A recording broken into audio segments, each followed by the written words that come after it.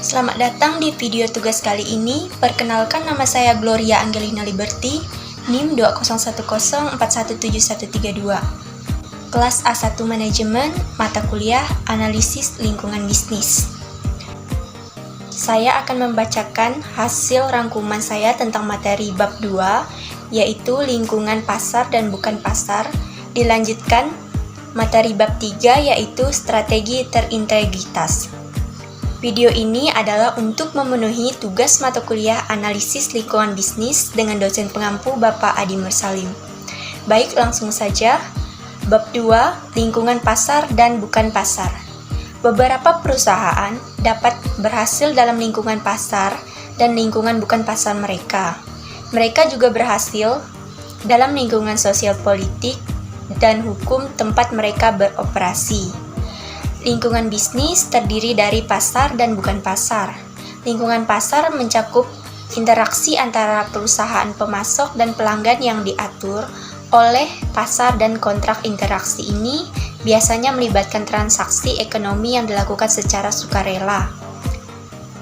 Itu karena properti untuk mencapai kinerja yang unggul, perusahaan harus beroperasi secara efektif di lingkungan pasar mereka. Kinerja perusahaan dan manajemennya tergantung pada lingkungan bukan pasar. Lingkungan bukan pasar terdiri dari pengaturan sosial, politik, dan hukum yang membentuk interaksi di luar. Tetapi berkaitan dengan pasar dan kontrak lingkungan bukan pasar mencakup interaksi antara perusahaan dan individu kelompok. Kepentingan entitas pemerintah dan publik yang ditengahi bukan oleh pasar, tetapi oleh lembaga publik atau swasta.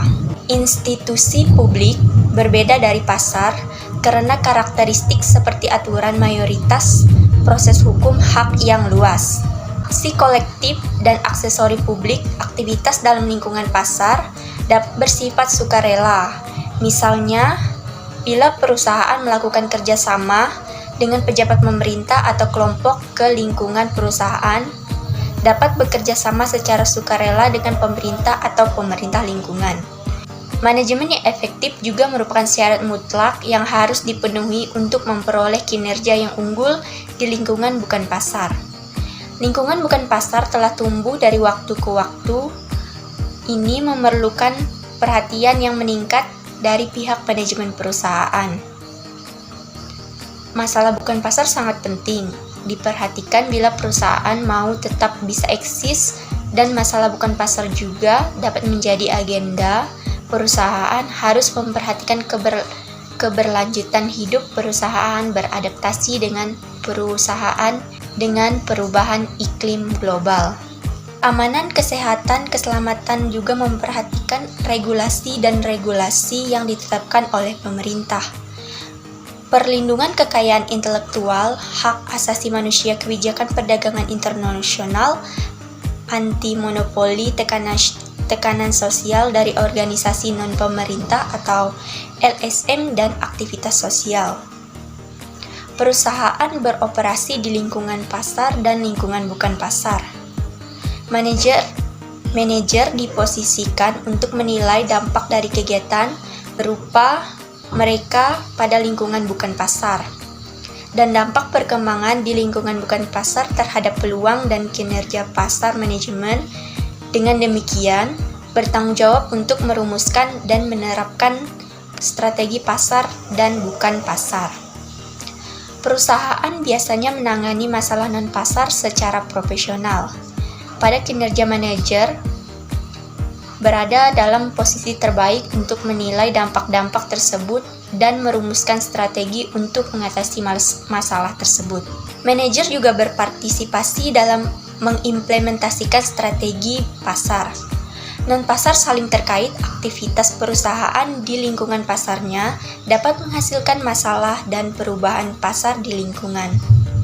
Dan pasalnya, perubahan ini dapat mengambil bentuk tindakan pemerintah seperti undang-undang, peraturan gugat, anti monopoli, dan kebijakan perdagangan internasional. Demikian pula, tindakan kelompok kepentingan dan aktivitas dapat memaksa perusahaan untuk mengubah praktik pasarnya. lingkungan bukan pasar perusahaan dikarakteristikkan oleh 4, yaitu isu atau personal pokok atau interests, oleh kepentingan internasional, institusi, dan informasi. Itu adalah unit dasar analisis dan pokok dari tindakan, dan pasar interest atau kepentingan mencakup individu dan kelompok dengan preferensi tentang kepentingan institusi pemerintah termasuk entitas seperti badan legislatif dan pengaturan. Tugas manajemen adalah untuk merumuskan dan menerapkan strategi yang secara efektif agar dapat mengatasi masalah bukan pasar dan mengakui bahwa kepentingan lain juga memilih dan menerapkan strategi yang mereka buat. Strategi-strategi ini saling berkait dan konteks intelektual, dan oleh karena itu, informasi memainkan peran yang sangat penting. Selanjutnya, saya akan membacakan bab 3 tentang strategi terintegritas. Strategi terintegritas dalam lingkungan bukan pasar. Pentingnya strategi terintegritas bukan pasar, salah satu peran penting dari strategi bukan pasar adalah untuk membuka peluang yang dikendalikan oleh pemerintah, seperti yang digambarkan oleh strategi perusahaan untuk melakukan deregulasi industri telekomunikasi. Sistem strategi bukan pasar. Penulis mengembangkan sistem strategi prinsip, kerangka kerja, dan aksi untuk menangani masalah, lembaga, kepentingan, dan informasi yang menjadi ciri lingkungan bukan pasar. Dia menggunakan konsep rantai sewa yang dianalogikan dengan rantai nilai untuk menunjukkan bagaimana perusahaan dapat berpartisipasi dalam proses penetapan kebijakan dan menghasilkan pengaturan untuk keuntungan mereka sendiri. Lingkungan pasar dan lingkungan bukan pasar. Lingkungan bukan pasar berbeda dari lingkungan pasar dalam beberapa hal. Pasar adalah sebuah institusi di mana pertukaran ekonomi diatur oleh sistem hak milik yang diatur oleh suara bulat.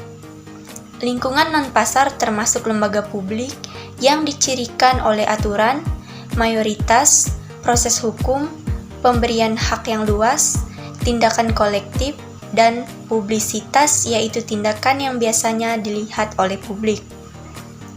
Tindakan di pasar bersifat sukarela dan menghasilkan keuntungan pribadi. Sebaliknya, tindakan di lingkungan bukan pasar biasanya memberikan manfaat publik yang mempengaruhi kelompok pihak yang lebih luas. Dalam persaingan pasar, komitmen sumber daya seringkali menjadi faktor kunci dalam menentukan hasil.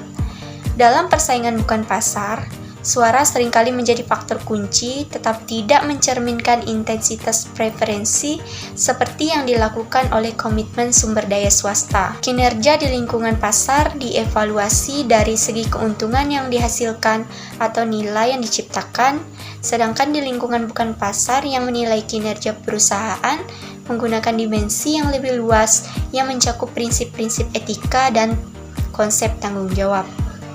Lingkungan pasar dicirikan oleh jumlah pesaing industri, kemudahan masuk dan keluar, struktur biaya, sifat dan laju kemajuan teknologi, sifat permintaan dan dimensi persaingan, dan juga aturan persaingan pasar termasuk undang-undang anti monopoli dan regulasi. Lingkungan bukan pasar sangat berbeda. Ia dapat dicirikan dari segi isu, kelembagaan, kepentingan, dan informasi. Misalnya dalam kebijakan telekomunikasi, masalah khusus adalah RUU yang diperkenalkan di Kongres untuk memungkinkan operasi regional atau RBOC untuk memproduksi peralatan telekomunikasi dengan membatalkan sebagian dari keputusan akhir yang dimodifikasi atau MFJ yang menyelesaikan gugatan antitrust federal terhadap AT&T. Faktor penting dalam merumuskan strategi bukan pasar yang efektif adalah memandang lingkungan bukan pasar sebagai endogen, baik untuk kekuatan pasar, seperti perubahan teknologi dan aktivitas bukan pasar perusahaan dan kepentingan lainnya. Analisis bukan pasar dan perumusan strategi. Strategi bukan pasar dapat dihasilkan dari proses manajemen yang menggabungkan pengetahuan tentang pasar dan lingkungan bukan pasar. Informasi tentang isu-isu spesifik dan kerangka kerja konseptual yang memandu perumusan dan implementasi strategi. Levi-Strauss dan pedoman sumber global. Levi-Strauss, sebuah firma milik pribadi, telah mengintegrasikan nilai-nilai inti keluarga khas ke dalam kebijakan internalnya dan mendapatkan reputasi untuk kepatuhan pada prinsip-prinsip etika dan perhatian para pemangku kepentingannya. Pada tahun 1980-an, perusahaan melakukan dua perubahan penting dalam strategi bisnisnya. Strategi pertamanya adalah memperluas lini produknya, terutama pakaian kasual, dan berkembang secara internasional baik di pasar maupun sumbernya. Strategi kedua adalah melakukan perluasan pasar dan lini produknya, dan pertumbuhan penjualan di Amerika Serikat dan tekanan untuk sumber pasokan berbiaya rendah mengakibatkan peningkatan pesat dalam jumlah pemasok lepas pantai. Sistem strategi non-pasar, sebuah proses untuk menangani masalah non-pasar, yaitu dicontohkan oleh kasus Levi-Strauss pada bagian dari serangkaian pendekatan yang lebih luas yang membentuk sistem strategi bukan pasar. Sistem ini dapat divisualisasikan sebagai piramida dengan kerangka kerja konseptual di puncak dan rencana tindakan khusus isu di bagian bawah. Kerangka kerja konseptual memberikan prinsip yang membantu analisis dan perumusan strategi. Tingkat kedua dari piramida yaitu strategi inti perusahaan, mencakup misi dan nilai intinya. Pendekatan ini berurusan dengan pemerintah, misalnya kejujuran, pembangunan dan pemeliharaan reputasi dan tujuan khusus. Tingkat berikutnya terdiri dari kebijakan seperti persyaratan keterlibatan, yang memandu manajer perusahaan dalam melakukan aktivitas yang didelegasikan. Tingkat terakhir piramida terdiri dari implementasi atau rencana aksi, khusus untuk menangani masalah non-pasar. Strategi non-pasar dapat diterapkan misalnya melalui lobby oleh eksekutif perusahaan yang membantu pemasok meningkatkan keselamatan pabrik mereka. Persaingan dan perubahan dalam lingkungan bukan pasar. Lingkungan bukan pasar harus dianggap kompetitif, seperti juga lingkungan pasar, persaingan bukan pasar berfokus pada masalah tertentu, seperti proposal untuk meningkatkan standar penghematan bakar atau AS, serta masalah sistematik, seperti perlindungan kekayaan intelektual. Strategi pasar dan siklus hidup isu bukan pasar. Menggunakan konsep siklus hidup dari bab 1, mengidentifikasi strategi sebagai fungsi dari tahap di mana perusahaan mulai menangani masalah bukan pasar. Perusahaan memiliki banyak fleksibilitas dan pilihan yang lebih luas jika lebih menangani suatu masalah. Jika masalah ditangani pada tahap identifikasi masalah, strategi dapat diarahkan untuk memenuhi perkembangan masalah. Perusahaan juga dapat membingkai masalah sebelum pembentukan kelompok kepentingan. Strategi dan perbatasan. Bartlett dan Gosal tahun 1989 mencirikan strategi pasar sebagai multi-domestik atau multinasional, internasional, dan global. Strategi pasar global adalah strategi di mana produk dan strategi dikembangkan untuk mengeksploitasi pasar dunia yang merupakan sumber yang terintegrasi. Strategi internasional berpusat pada mentransfer keahlian perusahaan induk ke pasar luar negeri. eBay misalnya membawa layanan lelang online-nya ke negara lain dengan kesuksesan yang beragam. Keberhasilan strategi multidomestik memerlukan rencana aksi khusus untuk isu yang disesuaikan dengan lembaga dan organisasi kepentingan di masing-masing negara. Contoh masalah bukan pasar yang membutuhkan pendekatan multidomestik termasuk kebijakan pajak, kebijakan antitrust, peraturan keselamatan, persetujuan obat-obatan, penegakan hak kekayaan intelektual, dan peraturan lingkungan. Strategi terintegrasi. Strategi pasar melayani tujuan kinerja unggul dengan mengembangkan dan mempertahankan keunggulan kompetitif yang diperlukan untuk memanfaatkan peluang pasar. Strategi bukan pasar melayani tujuan kinerja yang unggul dengan berpartisipasi secara efektif dan bertanggung jawab dalam proses publik yang mempengaruhi kendali peluang. Kinerja suatu perusahaan juga bergantung pada seberapa baik strategi bukan pasarnya terintegrasi dengan strategi pasarnya. Karena kinerja perusahaan adalah tanggung jawab manajemen, manajer bertanggung jawab atas strategi pasar dan bukan pasar dan integrasi mereka. Pendekatan untuk mengintegrasi strategi pasar dan bukan pasar. Salah satu pendekatan untuk mengembangkan strategi terintegrasi adalah dengan memasukkan formulasi strategi bukan pasar ke dalam proses pengembangan strategi pasar. Misalnya, peraturan yang berkaitan dengan siapa yang dapat menyediakan layanan. Seperti dalam telekomunikasi dapat dimasukkan ke dalam analisis persaingan, di antaranya perusahaan yang sedang menjabat dan calon pendatang baru. Kekurangan dari pendekatan ini adalah bahwa institusi tempat kebijakan pengaturan dibuat sangat berbeda dari pasar, sehingga sifat analisisnya berbeda. Posisi bukan pasar. Positioning memberikan landasan bagi strategi bukan pasar dan dapat meningkatkan strategi pasar dan integrasinya dengan strategi bukan pasar.